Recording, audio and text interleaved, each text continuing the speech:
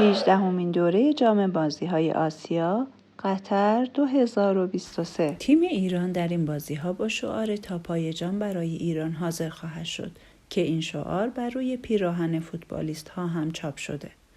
تیم ملی کشورمون در گروه C با تیم‌های فلسطین، امارات و هنگ کنگ بازی خواهد کرد. سرمربی تیم آقای امیر قلعه‌نویی هستش که در سال 2006 و 2007 هم هدایت تیم ملی رو بر عهده داشت. در تیم ملی ایران طارمی، سردار آزمون، جهانبخش، حاج صفی و صیاد منش از بازیکنانی هستند که در تیم فوتبال اروپا حضور دارند. از 17 دور برگزاری این رقابت‌ها ایران و کره 14 بار در این مسابقات حضور داشته.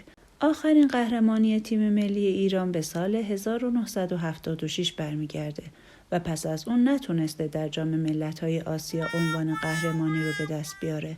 به نظر شما تیم فوتبال ایران در این دوره موفق به کسب چه جایگاهی خواهد شد؟ کانال رو سابسکرایب کن تا تلخ و شیرین بازی‌های آسیایی رو در کنار هم تماشا کنیم.